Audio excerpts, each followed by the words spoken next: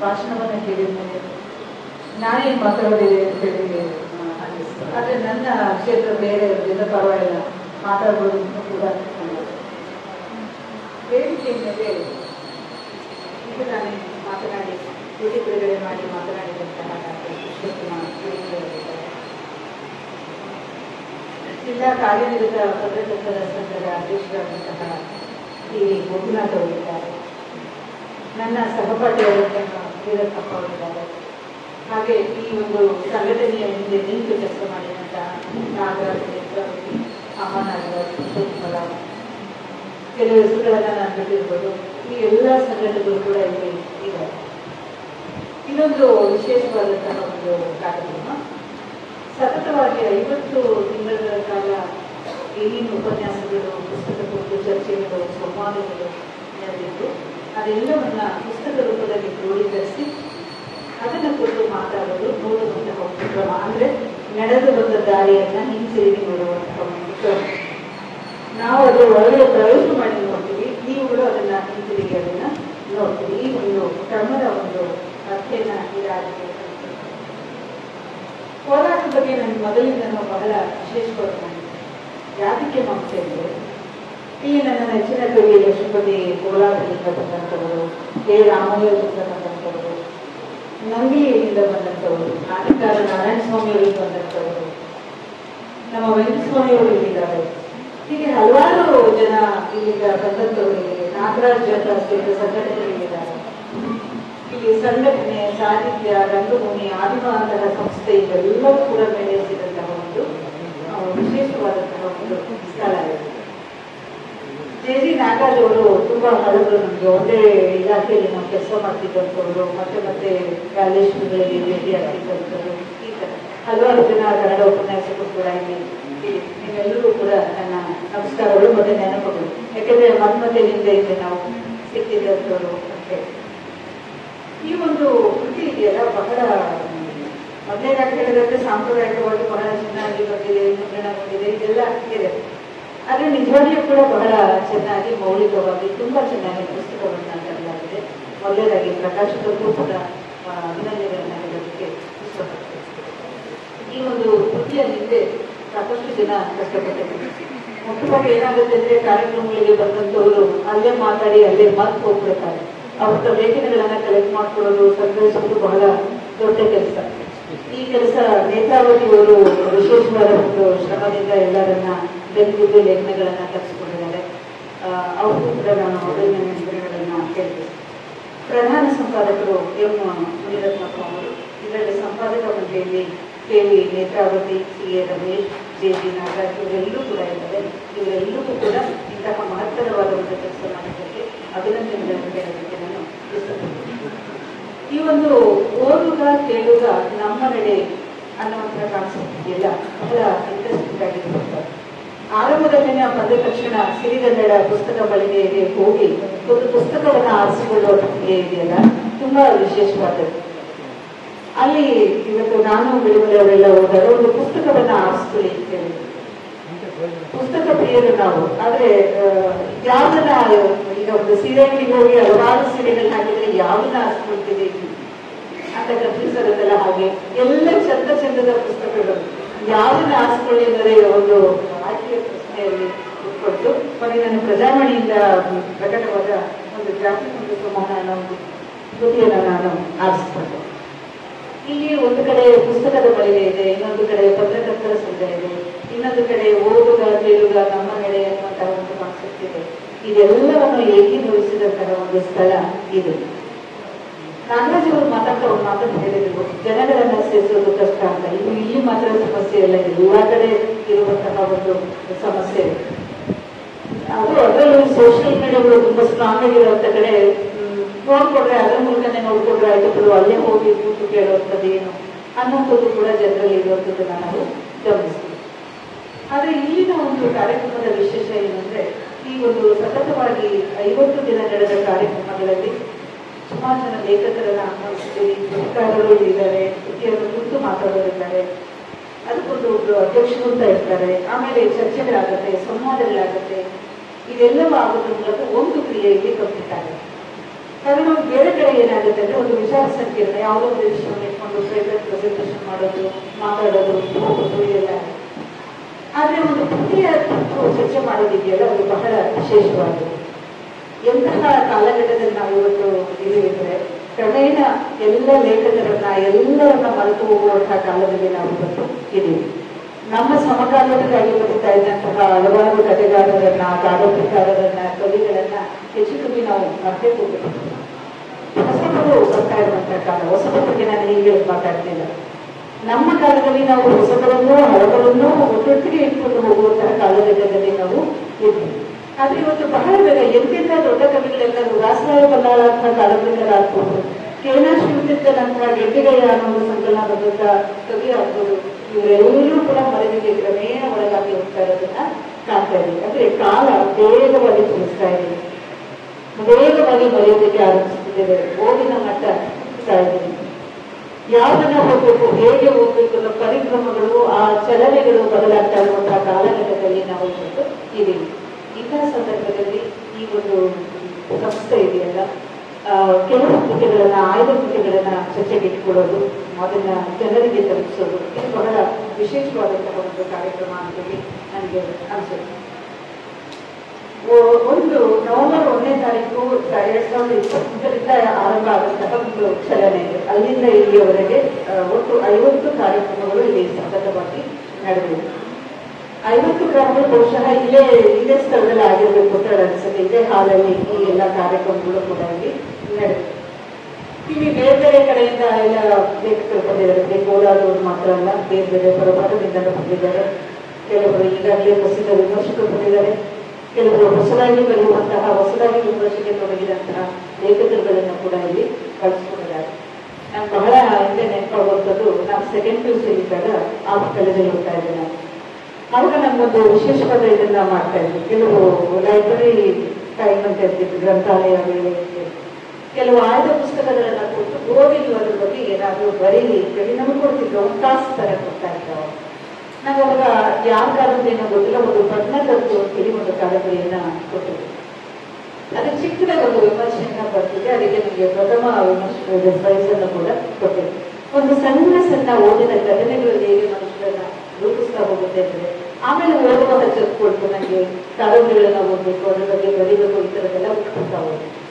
ಇಲ್ಲಿ ಮಾಡುವಂತಹ ಈ ಕಾರ್ಯಕ್ರಮಗಳಿದೆಯಲ್ಲ, ಕೇವಲ ಬರಹಗಾರರಿಗೆ ಮಾತ್ರ ಅಲ್ಲ, ಬರಹಗಾರರಲ್ಲದೇ ಇರುವವರೆಗೂ ನಾವು ಓದಬಲ್ಲೆವು, ಚರ್ಚೆಗೆ ಭಾಗವಹಿಸಬಲ್ಲೆವು, ಬೇರೆ ಬೇರೆ ಒಳನೋಟಗಳನ್ನ ಕಟ್ಕೊಳ್ಳಬಲ್ಲೆವು ಅನ್ನುವಂತಹ ಒಂದು ಯೋಚನೆಗಳನ್ನ ಹಚ್ಕೊಡುತ್ತೆ ಅಂತ ಹೇಳಿ ಸುಮಾರು ಬಾರಿ ಇಂತಹ ಕಾರ್ಯಕ್ರಮಗಳು ವಿಶೇಷವಾಗಿ ಬಹಳ ಗದ್ದಲದಲ್ಲಿ ಸಂಭ್ರಮದಿಂದ ಆರಂಭ ಆಗ್ತವೆ. ಆದ್ರೆ ಕ್ರಮೇಣ ಸಂಭ್ರಮ ಕುಗ್ತಾ ಕುಗ್ತಾ ಕುಗ್ತಾ ಒಂದು ದಿನ ಸಂಸ್ಥೆಗಳು ಕಣ್ಮುಚ್ಚುತ್ತೆ, ಕಾರ್ಯಕ್ರಮಗಳು ಕೂಡ ಕಣ್ಮುಚ್ಚುತ್ತೆ. ಆದ್ರೆ ಇಲ್ಲಿ ಹಾಗಾಗಿಲ್ಲ. ಇವತ್ತು ನೀವು ಬಂದಿರುವಂತಹ ಜನ, ಎಷ್ಟೊಂದು ಜನ ಇಲ್ಲಿ ಸೇರಿದ್ದೀರಿ ಅಂದ್ರೆ ನಿಜವಾಗಿ ಜನಾಗಣನೆ ನನಗೆ ಬಹಳ ಖುಷಿಯಾಗಿದೆ. ಈ 50 ಕಾರ್ಯಕ್ರಮಗಳು ನೀವೇನ್ ಮಾಡಿದ್ದೀರಿ, ಅದರೆಲ್ಲರೂ ಎಷ್ಟು ಭಾಗವಹಿಸ್ತಿದ್ದೀರಿ. ಅದರ ಒಂದು ಪುಸ್ತಕ ಬಿಡುಗಡೆಗಳಕ್ಕಾಗಿ ಕೂಡ ನೀವು ಬರ್ತಿದ್ದೀರಿ.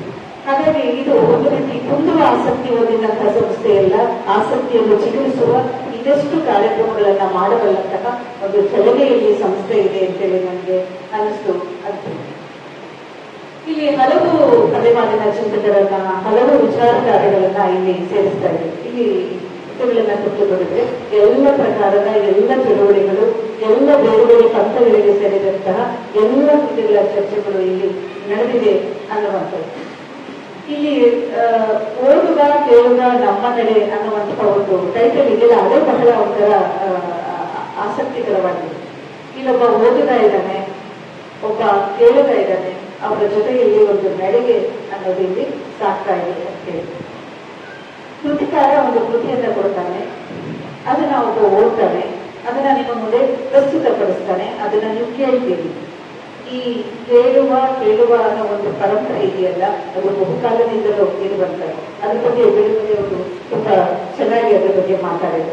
ಕಾಲ ಕಾಲಕ್ಕೆ ಒಂದು ಕೃತಿ ಹೇಗೆ ಅದು ತನ್ನಂತಹ ಕಾರಣಗಳನ್ನು ಬದಲಾಯಿಸಿಕೊಳ್ತಾ ಹೇಗೆ ಜನರನ್ನ ತಲುಪ್ತಾ ಹೋಗುತ್ತೆ ಅನ್ನೋದನ್ನ ಅವರು ನಳಚರಿತೆಯನ್ನ ಇಟ್ಕೊಂಡು ಕೂಡ ಮಾತಾಡಿದ್ರು. ಮತ್ತೆ ದ್ರೌಪದಿಯ ಒಂದು ಕಾನ್ಸೆಪ್ಟ್ ಅನ್ನು ಕೂಡ ಇಟ್ಕೊಂಡು ಮಾತಾಡಿದ್ರು. ನಮ್ಮ ಒಂದು ರಾಮಾಯಣ ಮಹಾಭಾರತಗಳಲ್ಲಿ ಹೆಚ್ಚು ಚರ್ಚೆಗೆ ಒಳಗಾದಂತಹ ಪಾತ್ರ ಅಂದ್ರೆ ದ್ರೌಪದಿ ಮಾತ್ರ. ನೀವು ಸೀತೆಯನ್ನು ಕುರಿತು ಮಾತಾಡಕ್ಕಾಗೋದಿಲ್ಲ, ಆದ್ರೆ ದ್ರೌಪದಿಯನ್ನ ಕುರಿತು ಹೇಳ್ಬೇಕಾದ್ರೂ ಜನಸಾಮಾನ್ಯ ಮಹಿಳೆಯನ್ನಾಗಿ ಇಟ್ಕೊಂಡು ಕೂಡ ಇದ್ದೇನೆ ಎಂದು ಮಾತಾಡ್ತಾರೆ. ಅದೆಲ್ಲ ಆಯಾಮಗಳನ್ನ ಕೂಡ ಅವರು ಗುರುತಿಸಿ ಹೇಳಿದ್ರು ಅಂತ ಹೇಳಿ. ನಮ್ಮಲ್ಲಿ ಹೇಳುವ ಒಂದು ಪರಂಪರೆ ಏನಿದೆ ಅನ್ನೋದು, ಈಗ ಮಹಾಭಾರತ ಆಗಲಿ ಮತ್ತೆ ನೀವು ರಾಮಾಯಣ ಆಗಲಿ ತಗೊಂಡ್ರೆ ಅಲ್ಲೂ ಹೇಳುವ ಪರಂಪರೆ ಇದೆ ಅಂತೇಳಿ. ಮಹಾಭಾರತದ ಎಲ್ಲ ಇದು ಆರಂಭ ಆಗೋದು ಕೇಳು ಜನಮೇ ಜಯ ಅಂತಾನೆ ಆರಂಭ ಆಗುತ್ತೆ. ಕೇಳು ಜನಮೇ ಜಯ ದರಿದ್ರ ಬಾಲ ಅಂತ ಈ ಥರದ್ದೇನೋ ಆರಂಭ, ಅಂದ್ರೆ ಕೇಳು ಅಂತೇಳಿ. ಇಲ್ಲಿ ಮಹಾಭಾರತದ ಕಥೆಯನ್ನ ವ್ಯಾಸರ ಶಿಷ್ಯರಾದಂತಹ ವೈಶಂಪಾಯನ ಜನಮೇ ಜಯನಿಗೆ ಹೇಳಿದ ಅನ್ನೋದ್ರ ಮೂಲಕ ಅದು ಆರಂಭ ಆಗುತ್ತೆ. ರಾಮಾಯಣಕ್ಕೆ ಬಂದರೆ ಲವಕುಶ ಚಾರಣ ಪರಂಪರೆಯ ಮೂಲಕ ತಮ್ಮ ಕುಲದ ಕಥೆಯನ್ನ ಜನರ ಮುಂದೆ ಅವರು ಹೇಳ್ತಾ ಹೋದ್ರು, ಮಾಡ್ತಾ ಹೋದ್ರು ಅನ್ನುವಂಥದ್ದು ಇದೆ. ಹೀಗೆ ಈ ಒಂದು ಚಾರಣ ಪರಂಪರೆ, ಗೇಯ ಪರಂಪರೆ ನಮ್ಮ ಮೊದಲಿಂದಲೂ ನಮ್ಮಲ್ಲಿದೆ. ಆ ನಂತರ ಕೇಳುಗರು ಅವರು ರಂಗಭೂಮಿ ಕಲ್ಪನೆ ಕೂಡ, ಜನಪದ ರಂಗಭೂಮಿ ಕಲ್ಪನೆ ಕೂಡ ಹೀಗೇನೆ ಉಟ್ಕೊಂಡಿದ್ರು. ಒಂದು ಸೆಲೆಬ್ರೇಷನ್, ಒಂದು ಎತ್ತಿನ ಆಟಗಳ ಕೋಡೆ ತಿನ್ನಟ ಆಗ್ಬೋದು, ಅಥವಾ ಬೇರೆ ಪ್ರಾಣಿಗಳ ಮೂಲಕ ಆಡುವ ಆಟಗಳಾಗ್ಬೋದು. ಇದನ್ನ ಜನರ ಮುಂದೆ ಪ್ರೆಸೆಂಟ್ ಮಾಡ್ತಲೇನೆ, ಕೇಳಿಸ್ತಲೇನೆ ಇವೆಲ್ಲವೂ ಕೂಡ ಉಟ್ಕೊಟ್ರು ಅನ್ನೋದು. ಹೀಗಾಗಿ ಎಲ್ಲದರಿಂದ ಒಂದು ಸಂಭ್ರಮ, ಒಂದು ಸೆಲೆಬ್ರೇಷನ್ ಅನ್ನೋದಿರುತ್ತೆ. ದುಃಖದ ಕಥೆಗಳಾದ್ರೆ, ಟ್ರಾಜಿಡಿ ಕಥೆಗಳಾದ್ರೆ ದುಃಖವನ್ನು ಕಲ್ಪಿಸುವಂತಹ ಒಂದು ವ್ಯವಸ್ಥೆ ಇರುತ್ತೆ. ಹೀಗೆ ಕೇಳುವ ಒಂದು ಪರಂಪರೆಯ ಮೂಲಕ ಕೇಳುವರು ಒಪ್ಕೊಂಡ್ರು. ಆ ನಂತರ ಸಾಹಿತ್ಯ ಬರಹದ ಬಂದ ನಂತರ ವಿಮರ್ಶಕರು ಒಪ್ಕೊಂಡ್ರು. ಹೀಗೆ ಈ ಪರಂಪರೆಗಳು ಬೆಳೀತಾ ಹೋಗುತ್ತೆ ಅನ್ನುವಂಥದ್ದು. ನಮ್ಮಲ್ಲಿ ಕಲೆಯ ಹಲವು ಪ್ರಕಾರಗಳು, ಸಂಗೀತ ಇದೆ, ನೃತ್ಯ ಇದೆ, ಕಲೆ ಇದೆ. ಇವೆಲ್ಲವೂ ಕೂಡ ನೋಡುವ ಕೇಳುವ ಪರಂಪರೆಯಲ್ಲಿ ಬಂದಂಥದ್ದು. ಸಾಹಿತ್ಯ ಮಾತ್ರ ಓದುವ ಪರಂಪರೆಯಲ್ಲಿ ಬಂದದ್ದು ಅಂತೇಳಿ. ಹೀಗೆ ವಾಚನ ಪರಂಪರೆಗೆ ಬಂದಾಗ ನೀವು 12ನೇ ಶತಮಾನಕ್ಕೆ ಹೋದರೆ ವಚನ ಸಾಹಿತ್ಯದಲ್ಲಿ, ಅನುಭವ ಮಂಟಪದಲ್ಲಿ ಈ ವಚನಗಳನ್ನ ಹಾಡುವ, ಚರ್ಚಿಸುವ, ಸಂವಾದಿಸುವ ಒಂದು ಪರಂಪರೆ ಇತ್ತು ಅಂತೇಳಿ. 12ನೇ ಶತಮಾನದಲ್ಲಿ ಅಷ್ಟೊಂದು ಜನ ಅಕ್ಷರಸ್ಥರಿಗೆ ಬಂದು ಪ್ರಶ್ನೆಗಳು ನಮಗೆ ನೋಡ್ಬೋದು. ಹಾಡುವ ಒಂದು ಪರಂಪರೆ ಇತ್ತಲ್ಲ, ಅದನ್ನ ಪ್ರೆಸೆಂಟ್ ಮಾಡ್ತಿತ್ತು, ಇನ್ನೊಬ್ಬರು ಅದನ್ನ ದಾಖಲು ಮಾಡ್ಕೊಡ್ತಾ ಇದೆ. ಅದನ್ನ ತಾಳಗಡಿಗಳ ಮೂಲಕ, ಬರೆಯುವ ಒಂದು ವ್ಯವಸ್ಥೆಗಳ ಮೂಲಕ ವಚನಗಳು ತಮ್ಮ ಅಸ್ತಿತ್ವವನ್ನ ಪಡ್ಕೊಂಡು ಅಂತೇಳಿ. ಹೀಗೆ ಮೊದಲು ಒಂದು ಹಾಡುವ ಅಥವಾ ಕೇಳಿಸುವ ಒಂದು ಪರಂಪರೆ ನಮ್ಮಲ್ಲಿ ಇತ್ತು. ಆ ಮೂಲಕನೇ ಅಕ್ಕ ಮಹಾದೇವಿ, ಅಲ್ಲಮ್ಮ, ಬಸವಣ್ಣ ಇವರೆಲ್ಲರ ವಚನಗಳು ಬಂದು ಅನ್ನೋದನ್ನ ನಾವು ನೋಡ್ಬೇಕಾಗುತ್ತೆ. ಕೀರ್ತನೆಗಳು ಬಂದ್ರೆ ಅಲ್ಲೂ ಕೂಡ ಹಾಡುವ ಒಂದು ಪರಂಪರೆ, ಗೇಯ ಪರಂಪರೆ, ಜನರ ಬಳಿಗೆ ಹೋಗಿ ಹಾಡುವ, ಸಮಾಜದ ವೈಶಿಷ್ಟ್ಯಗಳನ್ನ ಎತ್ತಿ ಹೇಳುವಂತಹ ಒಂದು ಪರಂಪರೆ ಇಲ್ಲೂ ಕೂಡ ಇದೆ. ಅಂದ್ರೆ ಆ ಕಾಲದಲ್ಲೇನೆ, 12ನೇ ಶತಮಾನದಲ್ಲಿ, 15ನೇ ಶತಮಾನದಲ್ಲೇನೆ ಈ ಒಂದು ವಚನಗಳ ಮೂಲಕ, ಕೀರ್ತನೆಗಳ ಮೂಲಕ ಸಮಾಜದ ಕರಕಮಗಳನ್ನ ತಿದ್ದುವ, ವೈಷಮ್ಯಗಳನ್ನ ಜನರ ಬಳಿಗೆ ಕೊಂಡೊಯ್ಯುವಂತಹ ಒಂದು ಚಲನೆ ಇತ್ತು ಅನ್ನೋದನ್ನ ನಾವು ಒಪ್ಕೋಬೇಕಾಗತ್ತೆ ಅಂತ. ಇವತ್ತು ಈ ಒಂದು ಪುಸ್ತಕದ ಹೆಸರು ಸಂವೇದನೆ ಸಂಮೋಹನ.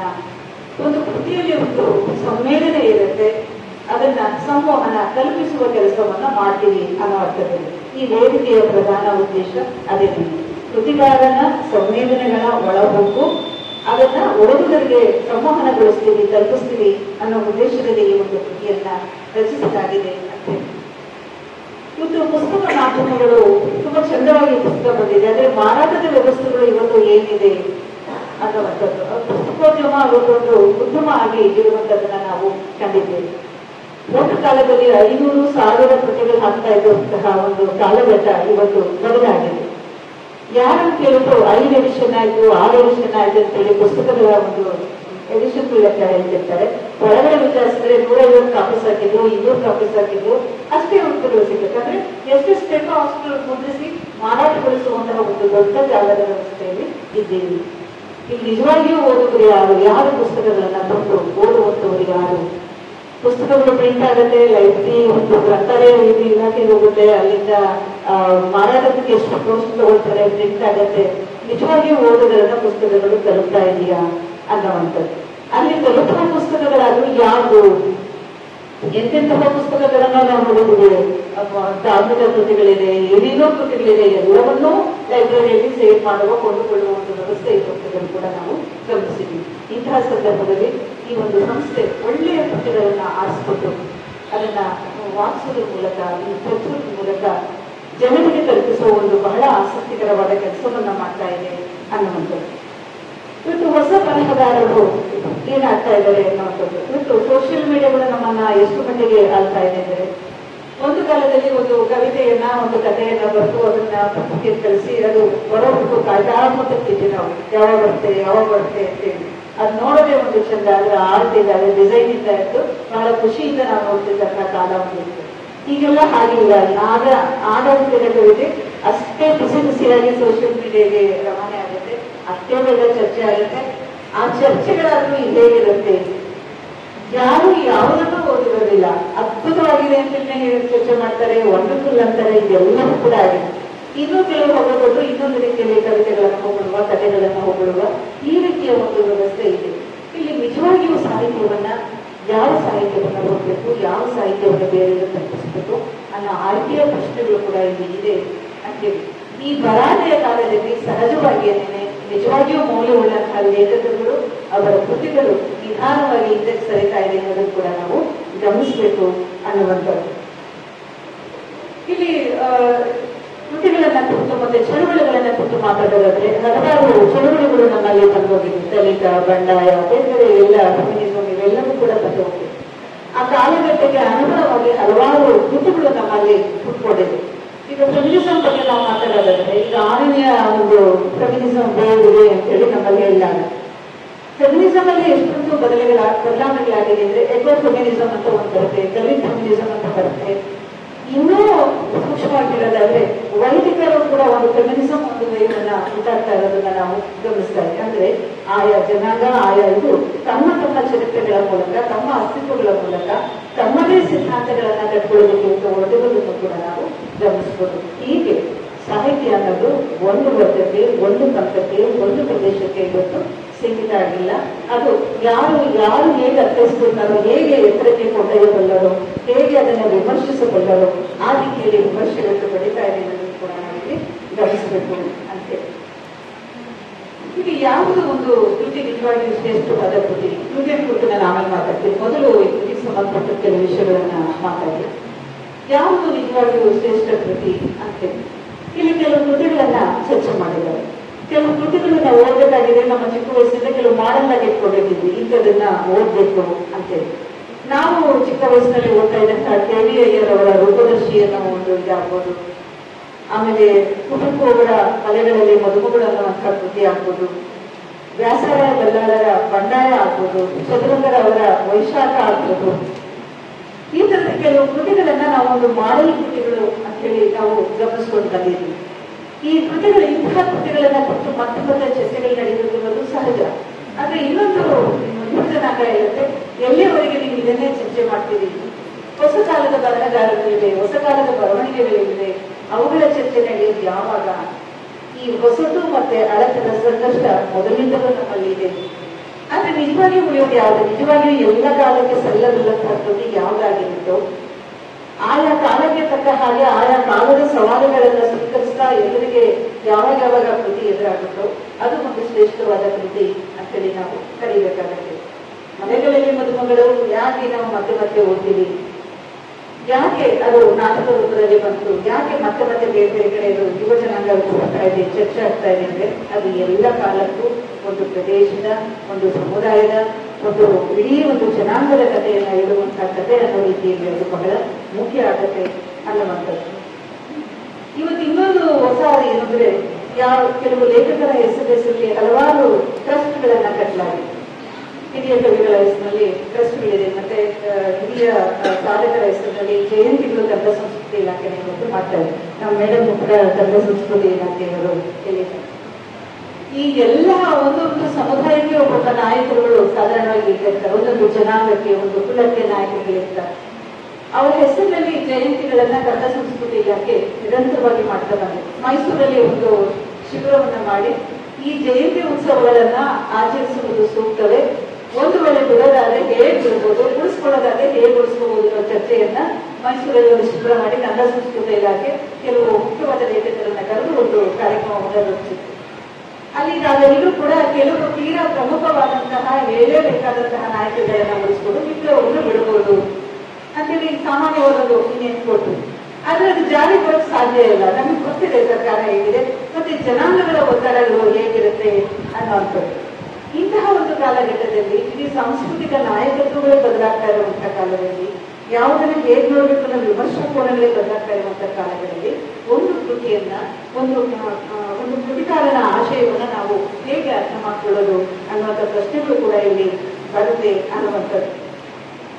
ಇವತ್ತು ಇಲ್ಲಿ ನಡೀತಾ ಇರುವಂತಹ ಈ ಒಂದು ಕಾರ್ಯಕ್ರಮದಲ್ಲಿ ಈ ಒಂದು ಪುಸ್ತಕ ಬಿಡುಗಡೆಯಾಗಿದೆ. ಇದರಲ್ಲಿ ಸುಮಾರು ಒಂದು 29 ಲೇಖನಗಳಿದೆ, 26 ಲೇಖನಗಳಿದೆ. ಆಮೇಲೆ 13 ಅಭಿಪ್ರಾಯಗಳು ಈ ಪುಸ್ತಕದಲ್ಲಿ ಇದೆ. ಇಲ್ಲಿರುವಂತಹ ಎಲ್ಲ ಲೇಖನಗಳು ಬಂದಿಲ್ಲ ಅನ್ನೋ ಮಾತು ಕೂಡ ಬಂತು. ಯಾಕಂದ್ರೆ ಕೆಲವಷ್ಟು ಜನ ಬರಹಗಾರರು ಕೊಟ್ಟಿಲ್ಲ ಅಂತ ಹೇಳಿ. ಇದಕ್ಕೆ ಒಂದು ಒಳ್ಳೆಯ ಮುನ್ನುಡಿಯನ್ನ ಮುನಿರತ್ನಪ್ಪ ಮತ್ತು ಅವರ ಸಂಗಡಿಗರು ಇದಕ್ಕೆ ಒಳ್ಳೆಯ ಮುನ್ನುಡಿಯನ್ನ ಕೂಡ ಇಲ್ಲಿ ಕೊಟ್ಟಿದ್ದಾರೆ. ಯಾವ ಹಿನ್ನೆಲೆಯಲ್ಲಿ ಇಲ್ಲಿನ ಲೇಖನಗಳನ್ನ ನಾವು ಸಂಗ್ರಹಿಸಿದ್ದೇವೆ, ಇಲ್ಲಿಗೆ ಮಾತಿಗೆ ಯಾರನ್ನ ಯಾವ ಹಿನ್ನೆಲೆಯಲ್ಲಿ ಕರೆದಿದ್ದೇವೆ ಅನ್ನೋದನ್ನು ಕೂಡ ಇಲ್ಲಿ ಹೇಳ್ತಾರೆ. ಇಲ್ಲಿ ವಚನ ಸಾಹಿತ್ಯದ ಬಗ್ಗೆ, ಪರಿಸರದ ಬಗ್ಗೆ, ಶಾಸನಗಳ ಬಗ್ಗೆ ಇದೆ. ಆಮೇಲೆ ರಂಗಚಿತ್ರಗಳ ಬಗ್ಗೆ ಇದೆ. ಯಶೋಧರ ಚರಿತೆಯ ಓದಿನ ಬಗ್ಗೆ 2 ಲೇಖನಗಳಿದೆ. ಟೈಟಲ್ಸ್ ಎಲ್ಲ ತುಂಬಾ ಚೆನ್ನಾಗಿದೆ. ಲಕ್ಷ್ಮಣರಾವ್ ಅವರ ಕಾವ್ಯವನ್ನು ಕೊಟ್ಟು ಇದೆ, ಬೇಂದ್ರೆ ಅವರ ಕಾವ್ಯವನ್ನು ಕೊಟ್ಟು ಇದೆ, ಸಂಧ್ಯಾರಾಗವನ್ನು ಕೊಟ್ಟಿದೆ, ಕರ್ವಾಲವನ್ನು ಕೊಟ್ಟು ಇದೆ. ಯಾರ ಜಪ್ತಿಗೂ ಸಿಗದ ನವಿಲುಗಳು ಅನ್ನುವಂತಹ ಅಭಿನವ ಪ್ರಕಾಶನ ತಂದಂತಹ ಚಂದ್ರಿಕಾ ಎಡಿಟ್ ಮಾಡಿದಂತಹ ಒಂದು ಪುಸ್ತಕ ಇದೆ. ಇದ್ರ ಜೊತೆಯಲ್ಲಿ ಪಕ್ಷಿ ಜೀವನದ ಪಕ್ಷಿ ನೋಟ ಅನ್ನೋ ಒಂದು ಲೇಖನ ಇದೆ. ಕಾಮರೂಪಿಯವರ ಕುದುರೆ ಮತ್ತೆ ಅಂದ್ರೆ ಈಗಾಗಲೇ ಹೆಚ್ಚು ಕಮ್ಮಿ ಮರೀತಾ ಇರುವಂತಹ ಸಂದರ್ಭದಲ್ಲಿ ಕಾಮರೂಪಿಯವರ ಕುದುರೆ ಮತ್ತೆ ಪ್ರಖ್ಯಾತವಾದಂತಹ ಒಂದು ಕಾದಂಬರಿ, ಅದರ ಚರ್ಚೆಯು ಕೂಡ ಇಲ್ಲಿ ಇರೋದನ್ನ ನಾವು ಗಮನಿಸಬೇಕು. ಅಂದ್ರೆ ಇಲ್ಲಿ ಆಯ್ಕೆಯ ಪ್ರಕ್ರಿಯೆ ನೋಡೋದಾದ್ರೆ ಕ್ರಮೇಣ ಮರೆಯಾಗ್ತಾ ಇರುವಂತಹ ಲೇಖಕರನ್ನು ಒಳಗೊಂಡು ಇತ್ತೀಚೆಗೆ ಬರೀತಾ ಇರುವಂತಹ ಲೇಖಕರನ್ನು ಕೂಡ ಇಲ್ಲಿ ಒಳಗೊಳ್ಳುವಂತಹ ಹಲವಾರು ಲೇಖನಗಳಿದೆ ಅಂತ ಹೇಳಿ.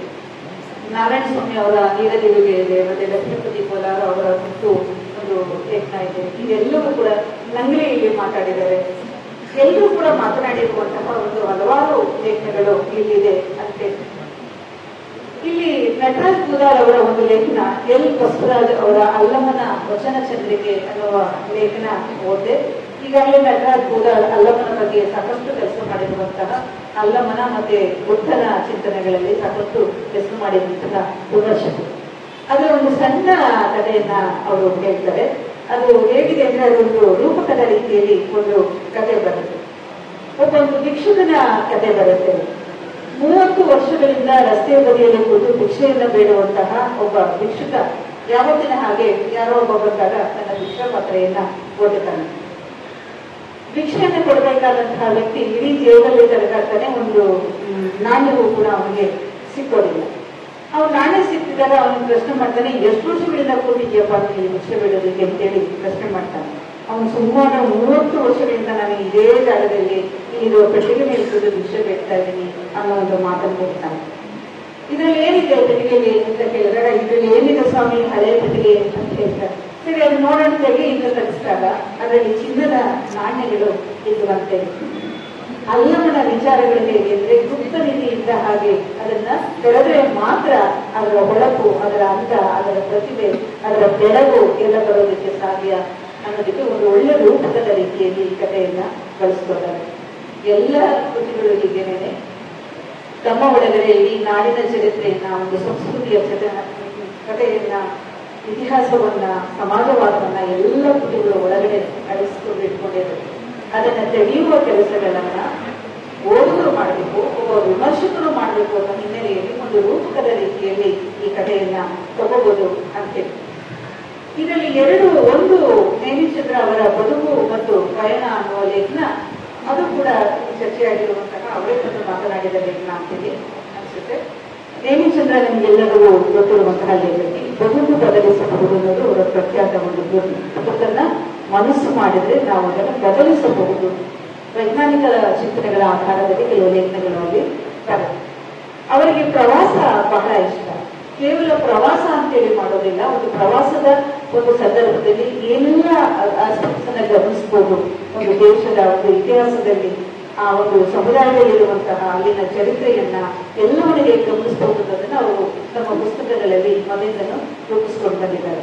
ತಿರುವಿನ ನಾಡಿನಲ್ಲಿ ಆಗ್ಬೋದು, ಅವರ ಹಲವಾರು ಕೃತಿಗಳಾಗ್ಬೋದು, ಈ ತರದ ಹಿನ್ನೆಲೆ ಅವರ ಒಂದು ಲೇಖನ ಕೂಡ ತುಂಬಾ ಹಲವಾರು ಆಲೋಚನೆಗಳನ್ನ ಕೊಡುವಂತಹ ಇಲ್ಲಿ ಕೇಳುಗರಿಗೆ, ಹೊಸ ಕೇಳುಗರಿದ್ರೆ ಈ ಕಾರ್ಯಕ್ರಮಗಳಲ್ಲಿ ಅವರಿಗೆ ಒಂದು ಕೃತಿಯನ್ನ ಅಥವಾ ನೇಮಿಚಂದ್ರ ಅವರ ಒಂದು ಕಥನಗಳನ್ನ, ಅವರ ಪುಸ್ತಕಗಳನ್ನ ಹೇಗೆ ಓದಬೇಕು ಒಳನೋಟಗಳನ್ನು ಕೊಡುವಂತಹ ಒಂದು ಕೃತಿಯಾಗಿ ಅದು ಕಂಡು ಬರುತ್ತೆ ಅನ್ನುವಂಥದ್ದು.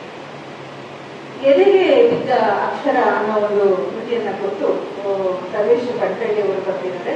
ಆಮೇಲೆ ಮುಂದೆ ಇನ್ನೊಬ್ರು ಕೂಡ ಅದನ್ನ ತಗೊಂಡು ಬರ್ತಿದ್ದಾರೆ. ಇದು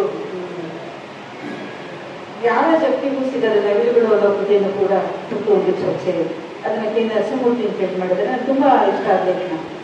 ಅವರು ಒಂದು ಮಾತನ್ನು ಹೇಳ್ತಾರೆ, ಈ ಯಾರ ಶಕ್ತಿಗೂ ಸಿಗದ ನವಿಲುಗಳು ಪ್ರಕಟವಾಗಿ ಹೆಚ್ಚು ಕಮ್ಮಿ ನನ್ನ ವಯಸ್ಸು ಅದರ ವಯಸ್ಸು ಒಂದೇ ಅಷ್ಟೇ ಆಗಿದೆ ಅಂತ ಹೇಳ್ತಾರೆ. ಅಂದ್ರೆ ನಾನು ಬಹಳ ಚಿಕ್ಕವನಿದ್ದಾಗ ಪ್ರಕಟಗೊಂಡಂತಹ ಪುಸ್ತಕ ಅಂತ ಹೇಳ್ತಾ ದೇವರೂರು ಮಹಾದೇವರ ಅಧ್ಯಯನವನ್ನ ಅವರು ಅಲ್ಲಿಂದ ಇಲ್ಲಿವರೆಗೆ ಹೇಗೆ ತಗೊಂಡು ಬರ್ತಾರೆ ಅಂತೇಳಿ ಆ ಪುಸ್ತಕದ ಜೊತೆಯಲ್ಲಿ ಇತ್ತೀಚೆಗೆ ಅವರ ಎದೆಗೆ ಬಿದ್ದ ಅಕ್ಷರ ಇದೆಯಲ್ಲ ಅದನ್ನೂ ಸೇರಿಸಿಕೊಂಡು ನನ್ನ ಅಧ್ಯಯನವನ್ನ ಹೇಗೆ ನಾನು ಮುಂದುವರಿಸಿಕೊಂಡು ಹೋದೆ ಅಂತೇಳಿ ಅಧ್ಯಯನದ ಕ್ರಮಗಳು ಹೇಗೆ ಬದಲಾಗಬೇಕು.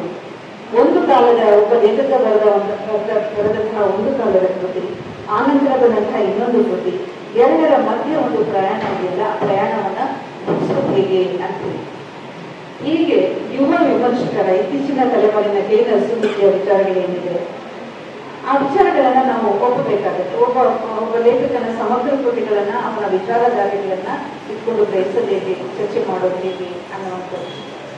ಸುಮಾರು 17 ಎಡಿಷನ್ಗಳನ್ನು ಕಂಡಿರುವಂತಹ ಯಾರ ಜೊತೆಗೂ ಸಿಗದ ನವಿಲುಗಳು ಇವತ್ತಿಗೆ ಅದು ಸಲ್ಲುತ್ತಾ ಅಥವಾ ಅದೇ ವಿಚಾರಗಳು ಇವತ್ತು ಬರೀತಾ ಇರುವಂತಹ ಯುವ ಜನಾಂಗದ ವಿಚಾರಗಳ ಜೊತೆಯಲ್ಲಿ ಹೊಂದಾಣಿಕೆ ಮಾಡ್ಕೊಳ್ಳಿಕ್ಕೆ ಸಾಧ್ಯವಾ?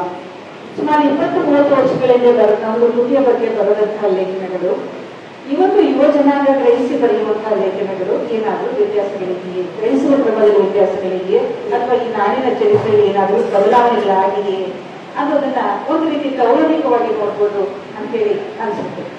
ಅದೇ ರೀತಿ ಇನ್ನೊಂದು ಲೇಖನ ಇವರು ನಮ್ಮ ರಾಮಿಂಗಪಟ್ಟಿ ಬೇಲೂರು ಮತ್ತೆ ದಿಲೀಪ್ ಕುಮಾರ್ ಇಬ್ಬರು ಬರೆದಂತಹ ಯಶೋಧರ ಚರಿತೆಯನ್ನು ಕೊಟ್ಟಂತಹ 2 ಲೇಖನಗಳು.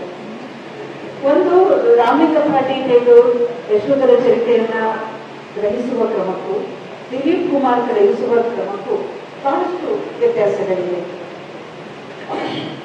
ಯಶೋಧರ ಚರಿತೆ ನಿಮಗೆ ಗೊತ್ತಿರುವ ಹಾಗೆ ಒಂದು ಸಣ್ಣ ಕಾವ್ಯ ಜನ್ಮಂತು ಎಷ್ಟು ಚರ್ಚೆಗೆ ಒಳಗೊಂಡಿದೆ ಅಂದ್ರೆ ಅದೊಂದು ರೀತಿ ಒಗ್ಗಟ್ಟನ್ನ ಬಿಟ್ಟು ಕೊಡದ ಒಂದು ಕಾವ್ಯವಾಗಿ ನಮ್ಮ ನಡುವೆ ಉಳಿದೋಗಿದೆ.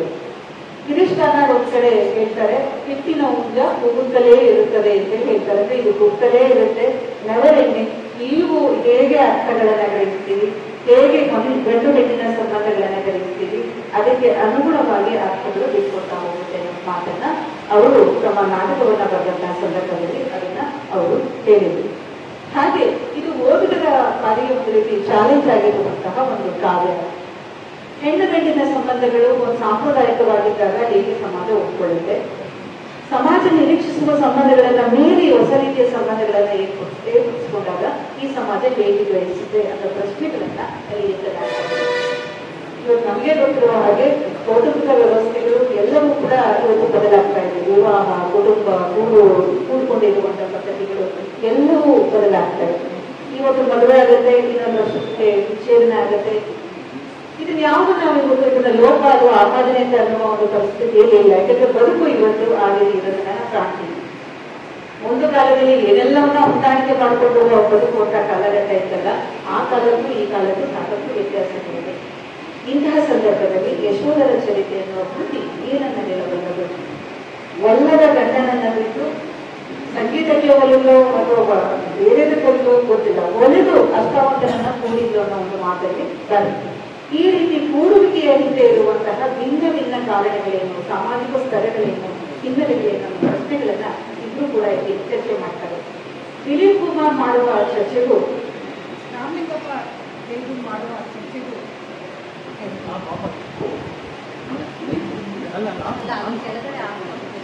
ಕೆಳಮಾಡಿನ ಅಂತರಗಳಿರೋದನ್ನ ನಾವು ಗಮನಿಸಬಹುದು. ಹೀಗೆ ಕಾಲಕಾಲಕ್ಕೆ ಒಂದು ಕೃತಿ ಬಿಚ್ಚಿಕೊಳ್ಳುವ ಕ್ರಮ ಕೂಡ ಬದಲಾಗ್ತಾ ಹೋಗುತ್ತೆ. ಒಂದು ಕಾಲದಲ್ಲಿ ಗ್ರಹಿಸುವುದನ್ನ, ಸರಿಯಿಂದ ಗ್ರಹಿಸುವುದನ್ನ ನಾವೇ ಮತ್ತೊಮ್ಮೆ ಓದಿದ್ರೆ ಅದನ್ನ ತಿದ್ದುಪಡಿ ಮಾಡಿಕೊಳ್ಳುವಂತಹ ಕ್ರಮಗಳನ್ನ ಒಂದು ಕೃತಿ ಸವಾಲಾಗಿ ನಮ್ಮ ಮುಂದೆ ಎತ್ತಾ ಹೋಗುತ್ತದೆ. ಪುಷ್ಪಮಾಲೆಯನ್ನ ನಾವು ಅಂದು ಗ್ರಹಿಸುವ ಕ್ರಮಕ್ಕೂ ಇವತ್ತು ಗ್ರಹಿಸುವ ಕ್ರಮಕ್ಕೂ ಸಾಕಷ್ಟು ವ್ಯತ್ಯಾಸ ಇದೆ. ಯಾರಿಗೆ ಬಂತು, ಎಲ್ಲಿಗೆ ಬಂತು 47ರ ಸ್ವಾತಂತ್ರ್ಯ ಅನ್ನೋ ಕ್ರಾಂತಿಗೀತೆಯನ್ನ ಆವತ್ತು ಗ್ರಹಿಸುವ ಕ್ರಮಕ್ಕೂ ಇವತ್ತು ನಾವು ಅದನ್ನು ಅರ್ಥೈಸಿಕೊಳ್ಳುವ ಕ್ರಮಕ್ಕೂ ಬದಲಾವಣೆಗಳಾಗ್ತಾ ಇದೆ ಅನ್ನೋದನ್ನ ನಾವು ನೋಡ್ಬೇಕು. ಹೀಗೆ ಯಾವ ಒಂದು ಕೃತಿ ಆಯಾ ಕಾಲಘಟ್ಟಕ್ಕೆ ಅನುಗುಣವಾಗಿ ತನ್ನದೇ ಆದ ರೀತಿಯ ಅರ್ಥಗಳನ್ನು ಬಿಟ್ಕೊಳ್ತಾ ಹೋಗುತ್ತೋ, ವಿಶ್ಲೇಷಣೆಗೆ ಒಡ್ಡಿಕೊಳ್ತಾ ಹೋಗುತ್ತೋ ಆ ಕೃತಿಗಳು ಉತ್ತಮವಾದ ಕೃತಿಗಳು ಅಂತೇಳಿ ನಾವು ಗುರುತಿಸಬೇಕಾಗತ್ತೆ ಅನ್ನುವಂಥದ್ದು. ಹಾಗೆಯೇ ಹಲವಾರು ಕೃತಿಗಳನ್ನು ನಾವು ಕಲ್ಮಾಡಿಯ ಕೋಣ, ಮಾಸ್ತಿ ಅವರ ಕಲ್ಮಾಡಿಯ ಕೋಣ ಅನ್ನೋ ಒಂದು ಕೃತಿ, ಮಾಸ್ತಿ ಅವರು ಬರೆದಂತಹ ಒಂದು ಕಥೆ ಬಹಳ ಇದೆ. ಅದನ್ನು ಬೇಯಿಸಲಿದ್ದಾಗ ಟೆಕ್ಸ್ಟ್ ಆಗಿ ನಾವು ಪುಸ್ತಕನೆಲ್ಲ ಮಾಡಿ ಬಹಳ ಒಳ್ಳೆಯ ಕಥೆ. ಆದರೆ ಆ ಕಥೆಯನ್ನ ಇವತ್ತು ಬೋಧಿಸುವಂತಹ ಸಂದರ್ಭದಲ್ಲಿ ನಾವು ಹೇಗೆ ಬೋಧಿಸಬಹುದು, ಈ ರೀತಿಯ ಹಲವಾರು ಚಾಲೆಂಜಸ್ ಅನ್ನ ಇಲ್ಲಿನ ವಿಮರ್ಶೆಗಳು ಇವತ್ತು ಹೇಗೆ ಆ ಕೃತಿಯನ್ನ ಎದುರಾಗುವಂತಹ ಪ್ರಶ್ನೆಗಳನ್ನ ಕೇಳ್ತಾ ಹೋಗ್ಬೋದು. ಇದನ್ನ ಮುನಿರತ್ನಪ್ಪ ಅವರು ಆ ಕೃತಿಯನ್ನ ಕುರಿತು ಮಾತಾಡಿದ್ದಾರೆ. ಕೊನೆಯಲ್ಲಿ ಒಂದು ಮಾತನ್ನ ಅವರು ಹೇಳ್ತಾರೆ, ಅಹಿಂಸೆಯನ್ನ ಪ್ರತಿಪಾದಿಸುವಂತಹ ನಾವು ಅದರಲ್ಲಿ ಆ ಒಂದು ಕೋಣ ಬಲಿಯ ಆಗಲೇಬೇಕು, ಇಲ್ಲಾಂದ್ರೆ ಊರು ಮುನಿಯುತ್ತೆ, ಊರಿಗೆ ಕೆಟ್ಟದಾಗದ ಕಾರಣಕ್ಕಾಗಿ ಅದನ್ನ ಬಲಿಕೊಡಲಾಗುತ್ತೆ. ಆದರೆ ಒಬ್ಬ ಜೀವಪರವಾದಂತಹ, ಒಬ್ಬ ಧೈರ್ಯನ ಉಳ್ಳಂತಹ ಲೇಖಕ ಆ ಒಂದು ಹತ್ಯೆಯಿಂದ ತಪ್ಪಿಸ್ಬೋದಾಗಿದ್ದಲ್ಲಿ ಅನ್ನೋ ಪ್ರಶ್ನೆಗಳಾಗುತ್ತೆ. ಅಂದ್ರೆ ಕಲ್ಮಾಡಿಯ ಕೋಣ ಅನ್ನೋ ಕತೆ ಇಂದಿನ ಕಾಲಕ್ಕೆ ಅದನ್ನು ಹೇಗೆ ಅರ್ಥೈಸ್ಕೊಳ್ಬೇಕು ಅನ್ನೋ ಚರ್ಚೆಗಳು ಇಲ್ಲಿ ಬರುತ್ತೆ. ಯಾವುದು ಹಿಂಸೆ, ಯಾವುದು ಅಹಿಂಸೆ, ಇಂದು ಒಪ್ಕೊಳ್ಳಬೇಕಾದಂತಹ ಮೌಲ್ಯಗಳು ಯಾವುದು, ಈ ರೀತಿಯ ಹಲವಾರು ಪ್ರಶ್ನೆಗಳನ್ನ ಅದು ಎತ್ತುತ್ತೆ ಅನ್ನುವಂಥದ್ದು ಬಹಳ ಮುಖ್ಯವಾದಂತಹ ಪ್ರಶ್ನೆ. ಇವತ್ತು ಕರ್ವಾಲ ಅನ್ನೋ ಕಾದಂಬರಿಯನ್ನು ಕುರಿತು ಚರ್ಚೆಗಳು ಇದೆ. ಕರ್ವಾಲ ಕೃತಿ ಸಾಕಷ್ಟು ಓದನ್ನ ಕಂಡಂತಹ, ಚರ್ಚೆಗೆ ಒಳಗಾದಂತಹ ಪೂರ್ಣಚಂದ್ರ ತೇಜಸ್ ಅವರ ಒಂದು ಓದುಗರ ಪಡನೆ ಇವತ್ತಿರೋದನ್ನ ನಾವು ಕಾಣ್ತೀವಿ. ಬಹಳ ನನಗೆ ಖುಷಿ ಅನಿಸೋದು, ಇವತ್ತಿನ ಯುವ ಜನಾಂಗ ಬೇರೆ ಯಾರು ಓದ್ತಾರೋ ಬಿಡ್ತಾರೋ ಗೊತ್ತಿಲ್ಲ, ಆದ್ರೆ ತೇಜಸ್ವಿಗಳನ್ನ ಬಹಳ ಇಷ್ಟಪಟ್ಟು ಓದ್ತಾರೆ. ಎಲ್ಲರೂ ಕೂಡ ಓದೋ ಪುಸ್ತಕಗಳನ್ನ ತೇಜಸ್ವಿಯವರು, ನನ್ನ ಮಗಳು, ಮಗ ಇವನ್ನೆಲ್ಲರನ್ನ ಗಮನಿಸಿದೀವಿ. ಬೇರೆ ಯಾರ ಬಗ್ಗೆನೂ ಆಸಕ್ತಿ ಇಲ್ಲ, ತೇಜಸ್ವಿ ಅವರ ಕೃತಿಗಳ ಬಗ್ಗೆ, ಅವರ ಕಾದಂಬರಿಗಳ ಬಗ್ಗೆ ಅಪಾರವಾದ ಒಂದು ಆಸಕ್ತಿ. ಯಾಕಂದ್ರೆ ಅಲ್ಲಿನ ಕಥೆಗಳಲ್ಲಿ, ಕಾದಂಬರಿಗಳಲ್ಲಿ ಒಂದು ಪತ್ತೆದಾರಿಕೆ ಇರುತ್ತೆ, ಒಂದು ವಿಜ್ಞಾನಗಳನ್ನ ಬೆನ್ನಂತೆ ಹೋಗಿ, ವಿಜ್ಞಾನದ ಸಂಗತಿಗಳನ್ನ ಬೆನ್ನಂತೆ ಹೋಗಿ ಹಿಡಿಯುವ ಪ್ರಯತ್ನಗಳಿರುತ್ತೆ. ಕರ್ವಾಲದಲ್ಲಿ ಆಡುವ ಓದಿಯ ಬೆನ್ನಂತೆ ಹೋಗುವಂತಹ ಮಂದನ ಅಂತ ಹಲವಾರು ಪದಗಳನ್ನ ಅವರು ಕಟ್ಟಿದ್ದಾರೆ. ಈ ರೀತಿ ಕೃತಿಗಳನ್ನ, ಆಯ್ದ ಕೃತಿಗಳನ್ನ ಕುರಿತು ಚರ್ಚೆ ಮಾಡುವಂತ ರೀತಿಯನ್ನ ಇದು ಬಹಳ ವಿಶೇಷವಾದಂತಹ ಒಂದು ಪ್ರಯತ್ನ ಅಂತ ಹೇಳಿ ನಮಗೆ ಅನಿಸುತ್ತೆ. ಇನ್ನ ಸಾಕಷ್ಟು ಮಾತಾಡ್ತಾ ಹೋದ್ರೆ ಟೈಮ್ ಆಗುತ್ತೆ. ಹಲವಾರು ಅಭಿಪ್ರಾಯಗಳು ಸಾಕಷ್ಟು ಇಲ್ಲಿ ಒಳ್ಳೆಯ ಅಭಿಪ್ರಾಯಗಳಿದೆ. ಆ ಅಭಿಪ್ರಾಯಗಳಲ್ಲಿ ಇಂತಹ ಒಂದು ಈ ಓದುದ ಕೇಳುದ ನಮ್ಮ ನೆಲೆ ನಮಗೆ ಯಾವ ರೀತಿಯ ಅನುಭವವನ್ನು ಕೊಡ್ತಿದ್ದೇವೆ ಸಾಕಷ್ಟು ಜನ ಎಷ್ಟೊಂದು ಮಾತಾಡಿದ್ದಾರೆ. ನಾವು ಕೇವಲ ಅಲ್ಲಿ ಕೃತಿಗಳನ್ನ ಓದ್ತಾ ಇದ್ವಿ, ಅದನ್ನ ಹೇಗೆ ಅರ್ಥೈಸಿಕೊಳ್ಬೇಕು ಅಂತ ನಮಗೆ ಗೊತ್ತಾಗ್ತಿರ್ಲಿಲ್ಲ. ಇಲ್ಲಿ ಮಾತುಗಳನ್ನ ಕೆಲವು ಸಂದರ್ಭದಲ್ಲಿ ಒಂದು ಕೃತಿಯನ್ನ ಅರ್ಥ ಮಾಡಿಕೊಳ್ಳೋದಿದೆ, ಉಳಿದವರನ್ನ ಓದೋದಿದೆ ಅನ್ನೋದನ್ನ ನಾವು ಕಂಡುಕೊಂಡ್ವಿ ಅನ್ನೋದನ್ನ ಕೆಲವರು ಸಾಕಷ್ಟು ಜನ ಇಲ್ಲಿ ತಮ್ಮ ಅಭಿಪ್ರಾಯಗಳನ್ನ ವ್ಯಕ್ತಪಡಿಸಿದ್ದಾರೆ. ಇದೇನೇ ಇಲ್ಲಿ ಇಂತಹ ಒಂದು ಆಯ್ದ ಕೃತಿಗಳ ಚರ್ಚೆ ಇದೆಯಲ್ಲ, ಇಲ್ಲಿ ಮುಖ್ಯವಾಗಿ ಅಂಬೇಡ್ಕರ್ ಅವರ ಕೃತಿಗಳನ್ನ ಕೊಟ್ಟು ಬುದ್ಧ ಹಾಗೂ ಅವನ ತಮ್ಮ ಅನ್ನೋ ಕೃತಿ ಇದೆಯಲ್ಲ, ಯಾಕೆಂದ್ರೆ ನಾನು ಅವರ ನಿರಂತರ ಓದುಗಳನ್ನ ಮತ್ತೆ ನನಗೆ ಬೇಕಾದದನ್ನ ಆಯಾ ಕಾಲಕ್ಕೆ ತಕ್ಕನಾಗಿ ಅದು ಕೊಡ್ತಾ ಹೋಗುತ್ತೆ. ಅಂದ್ರೆ ಒಂದು ಕೃತಿ ಒಂದು ಕಲ್ಪವೃಕ್ಷದ ಹಾಗೆ ನಮಗೆ ಬೇಕಾದದನ್ನ ಒದಗಿಸುವ ಕೆಲಸವನ್ನ ಮಾಡಿದೆ. ಬುದ್ಧ ಮತ್ತು ಧರ್ಮ ಹೋದಾಗ ಪ್ರತಿ ಸರಿಯೂ ಒಳನೋಟಗಳು ಬುದ್ಧನ ಬಗ್ಗೆ, ಬುದ್ಧನ ವಿಚಾರಗಳ ಬಗ್ಗೆ ಬೇರೆ ಬೇರೆ ಆಯಾಮಗಳನ್ನ ಕೊಡ್ತಾ ಹೋಗುತ್ತೆ. ಅಂತಹ ಕೃತಿಗಳ ಚರ್ಚೆಗಳು ಕೂಡ ಆಗಬೇಕು. ವೈಶಾಖ ಅಂತ ಕೃತಿ ಒಂದು ಬೇರೆ ಕೃತಿಯ ಚರ್ಚೆಗಳಾಗಬೇಕು. ವ್ಯಾಸಾಯ ಕಲ್ಲಾಡ ಅವರು ಬರೆದಂತಹ ಬಂಡಾಯ ಅನ್ನೋ ಒಂದು ಕೃತಿಯಂತಹ ಚರ್ಚೆಗಳು ಆಗ್ಬೇಕು. ಇದೆಲ್ಲವನ್ನ ಒಳಗೊಳ್ಳಲಿ ಅಂತ ಹೇಳ್ತಾ ಮಹಿಳಾ ಕಾವ್ಯ, ಮಹಿಳೆಯ ಬೆಳೆಗಳು, ಅವುಗಳನ್ನ ಉಳ್ಳಂತಹ ಮಹಿಳಾ ಕೃತಿಗಳು ಕೂಡ ಇಲ್ಲಿ ಚರ್ಚೆಗಳು ಬರಲಿ ಅಂತೇಳಿ ಭೂ ಸರಸ್ವತಿಯವರದು ಒಂದು ಕೃತಿ ಚರ್ಚೆ ಆಗಿದೆ. ನಾವು ಇತಿಹಾಸವನ್ನ ಕಟ್ಟಿದೆವು ಅನ್ನೋ ಕೃತಿ ಬಹಳ ವಿಶಿಷ್ಟವಾದ ಕೃತಿ. 60 ಜನ ಸ್ವಾತಂತ್ರ್ಯ ಸಂಗ್ರಾಮದಲ್ಲಿ ಹೋರಾಟ ಮಾಡಿದ 60 ಜನ ದಲಿತ ಮಹಿಳೆಯರ ಇತಿಹಾಸವನ್ನ ತಿರುಗಿದಂತಹ ಒಂದು ಕೃತಿ. ಇಂತಹ ಮಹಿಳಾ ವಿಶಿಷ್ಟತೆಯನ್ನ, ಅನನ್ಯತೆಯನ್ನ ಉಳ್ಳಂತಹ ಚರ್ಚೆಗಳು ಕೂಡ ಇಲ್ಲಿ ಆಗಬೇಕು ಅಂತ ಹೇಳ್ತಾ ಈ ಒಂದು ಕಾರ್ಯಕ್ರಮದ ಸ್ವರೂಪ ನಿಜವಾಗಿಯೂ ಚೆನ್ನಾಗಿದೆ. ಇದು ಪುಸ್ತಕ ಬಿಡುಗಡೆಯ ಕಾರ್ಯಕ್ರಮ ಅಲ್ಲ, ಈಗಾಗಲೇ ಸಿದ್ಧವಾಗಿರುವಂತಹ ಕೃತಿಗಳನ್ನ ಮತ್ತೆ ಮರು ಓದಿಗೆ ಒಳಪಡಿಸುವ, ಓದುಗರನ್ನು ತಯಾರು ಮಾಡುವ, ಕೇಳುಗರನ್ನು ತಯಾರು ಮಾಡುವ, ವಿಮರ್ಶಕರನ್ನು ತಯಾರು ಮಾಡುವಂತಹ ಒಂದು ಗಮನದ ರೀತಿಯಲ್ಲಿ ಈ ಕಾರ್ಯಕ್ರಮ ಆಗ್ತಾ ಇದೆ. ಈಗ ಇಲ್ಲಿ ಇಡೀ ಕೆಲಸ ಮಾಡ್ತಿರೋದನ್ನ ನಾಗರಾಜ್, ನೇತ್ರಾವತಿ, ಅಮನಾಗರಾಜ್, ಪುರುಷೋತ್ತಮರಾಮ್ ಇವರೆಲ್ಲರೂ ಕೂಡ ಇದ್ದಾರೆ. ಅವರೆಲ್ಲರೂ ಕೂಡ ಅಭಿನಂದನೆಗಳನ್ನ ಹೇಳ್ತಾ ನಿಜವಾಗಿಯೂ ಪುಸ್ತಕ ಚೆನ್ನಾಗಿದೆ ಹೇಳಿ ಮತ್ತೊಮ್ಮೆ ಹೇಳಿ ನಮ್ಮ ಮಾತುಗಳನ್ನು ನಮಸ್ಕಾರ.